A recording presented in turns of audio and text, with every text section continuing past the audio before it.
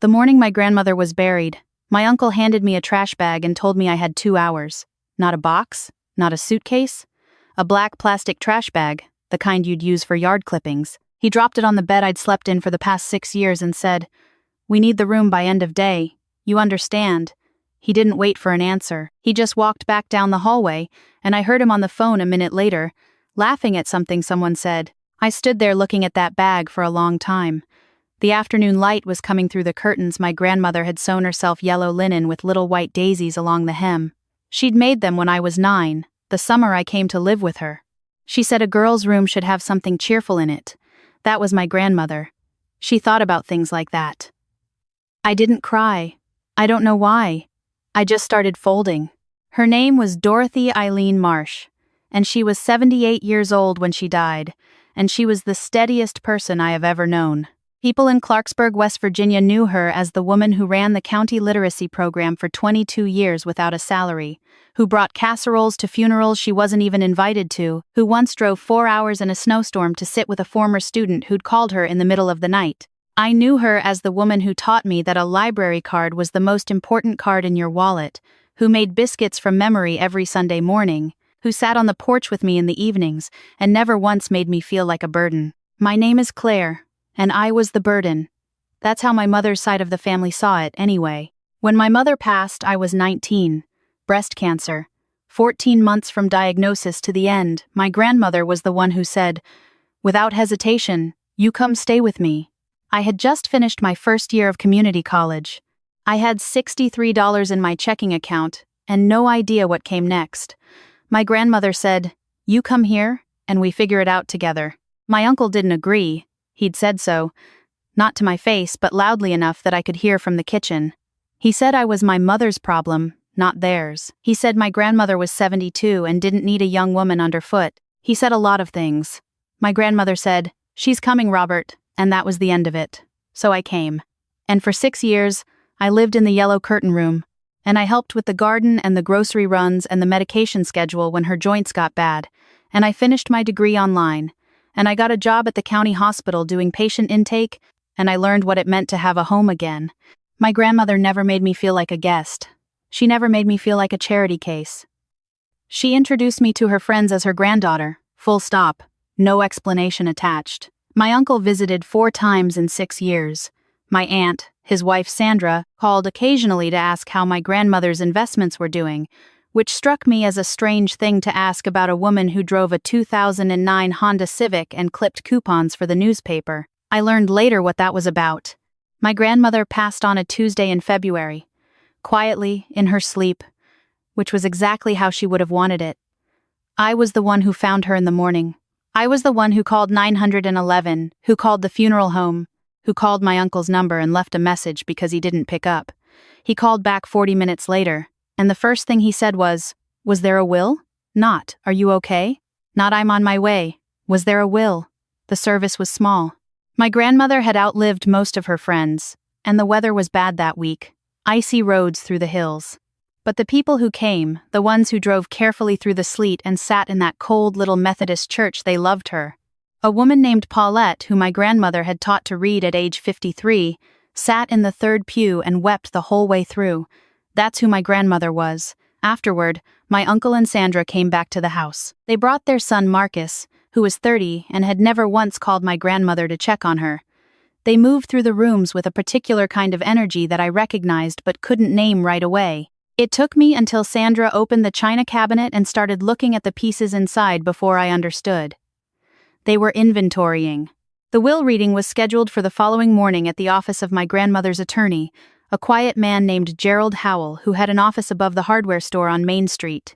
I had met him once, briefly, when my grandmother had asked me to drop off some paperwork. He had kind eyes and a very neat desk. My uncle was already there when I arrived. He and Sandra had taken the 2 chairs directly across from the desk. Marcus was leaning against the wall with his arms crossed, the way people stand when they want to look like they're above the whole situation. I sat in the chair near the window. Mr. Howell came in, set his briefcase down, poured himself a glass of water without offering anyone else one. I think he was nervous and opened the folder. He cleared his throat. He began to read. My grandmother had left the house and its contents to my uncle. She had left her savings account, which turned out to be $41,000, split between my uncle and a literacy nonprofit in Charleston she'd supported for years. She had left her car to Marcus. She had left me her mother's pearl earrings, her collection of Toni Morrison novels, and a letter. I watched my uncle's shoulders relax as the reading went on. By the end, he was almost smiling. He thanked Mr. Howell, shook his hand firmly, and was already talking to Sandra in a low voice about listing the house by spring. On the drive back, which I made alone, I didn't let myself feel anything. I was good at that by then. I just drove, and I looked at the hills, gray and bare in February, and I thought about where I was going to go. I had maybe 6 weeks of savings. I had a job I could keep. I had nowhere to live. When I got back to the house, my uncle's car was already in the driveway. He met me at the door. "We're going to need you out by the weekend," he said. "We want to get the cleaners in early next week." 5 days. I had 5 days. "I need a little more time than that," I said. "The weekend," he repeated. "Saturday at the latest." He said it the way people say things when they've already decided the conversation is over. Then he went inside, and the door swung half-closed behind him, and I stood on the porch where my grandmother and I used to watch the sun go down over the ridge, and I finally cried. I moved into the extended stay motel off Route 19 on Friday. It smelled like industrial cleaner and the carpets had a pattern that hurt to look at for too long. But it was $210 a week and they had a microwave in the room, and I had nowhere else to go. I took the pearl earrings and the books, and the things that fit in my car. I left the yellow curtains because I thought maybe whoever came next might need something cheerful. I called my grandmother's best friend, a woman named Ruth, who had come to the service. Ruth said, "Oh, honey," in a way that held about 1,000 things inside it, and then she said, "Your grandmother loved you so much, you know that." I said I knew. I said I was fine. Ruth didn't believe me, but she was gracious enough not to push. I went to work. I came back to the motel. I ate cereal for dinner more nights than I want to admit. I didn't tell anyone at work what was happening because I didn't want to be the person that people pitied in the break room. I just kept going, the way my grandmother had always kept going, because that was the only option that made any sense. 3 weeks after the will reading, my phone rang on a Tuesday evening. I was sitting on the motel bed with a patient file I'd brought home to review. The number had a local area code, but I didn't recognize it. "Is this Claire Marsh?" The voice was Mr. Howell's. "Yes," I said. There was a brief pause. "I'm sorry to call in the evening. I've been trying to figure out the right way to handle this for a few weeks now, and I've decided that directly is the only honest approach." Another pause. "Claire, did your uncle and Sandra read the entire will?" I thought about the morning in his office, the way Sandra had been whispering to Marcus by the end, the way my uncle had shaken Mr. Howell's hand and moved toward the door almost before the reading was finished. "I don't know," I said slowly. "You read it aloud." I read the primary document aloud, Mr. Howell said carefully. "There was a second document, a codicil, an amendment to the will that your grandmother filed with my office 11 months ago. It was notarized separately and sealed, per her specific instructions, in an envelope marked to be opened 30 days after the reading of the primary will. That 30 days has now passed." My hand had gone very still on the phone. "Your grandmother was quite deliberate about the timing," he said. "She wanted the first document read without it. She wanted to see what people did with what they thought they'd received before the second document came into play. It was unconventional, but she was quite clear about her wishes, and it was entirely within her legal rights to structure it that way." "Mr. Howell," I said, "what does the second document say?" He read it to me. It took about 4 minutes. I sat on that motel bed with the industrial carpet and the microwave on the counter, and I listened to my grandmother's voice come through in every line of it. The codicil contained a clause. It stated that the property and assets distributed in the primary will were contingent on one condition: that my grandmother's granddaughter Claire be permitted to remain in the family home for a minimum of 90 days following the date of death, and be treated with dignity and courtesy during that period. If that condition was violated, if I was removed from the property before the 90 days were complete, or if I was treated in a manner that a reasonable person would consider dismissive or unkind, then the distribution of assets would revert to me. Not partially, not a small portion. The house, the savings, all of it. My uncle had given me 5 days in a trash bag. Mr. Howell had documented the timeline carefully. He had a copy of the text message my uncle had sent me on the day of the service, the one that said, "We'll need you out this weekend, no exceptions." He had spoken with Ruth, who had come over the morning I left, and had witnessed, though she hadn't understood it at the time, the conversation at the door. He was thorough. My grandmother had chosen him carefully. "What happens now?" I asked. My voice was very steady. I didn't know how. "I've already been in contact with your uncle's attorney," Mr. Howell said. "They're aware of the codicil. They will, I expect, be in touch with you shortly through formal channels. I wanted to call you first because I thought you deserved to hear it from me, and I thought you deserved to know that your grandmother planned this with a great deal of care." He paused. "She came to my office last March. She sat right where you sat. She told me she needed to write something that would show people's true character before it protected you. She said, and I'm reading from my notes now because I wrote it down, she said, 'Gerald, I've been watching people my whole life, and the only way to know what someone values is to show them what they think they're getting.'" I had to put the phone down for a moment. Not long. Just long enough to breathe. "Okay," I said when I picked it back up. "Okay. What do I need to do?" The legal process took about 11 weeks. My uncle hired an attorney who filed 2 different challenges, both of which went nowhere because my grandmother had been remarkably careful and Mr. Howell had been even more so. The codicil was airtight. The documentation of the violation was clear.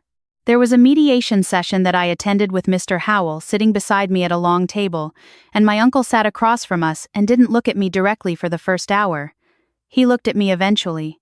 Toward the end, when it had become undeniable that there was no legal path forward for him, he looked at me and said, "I hope you understand I'm not a bad person." I thought about the trash bag. I thought about end of day.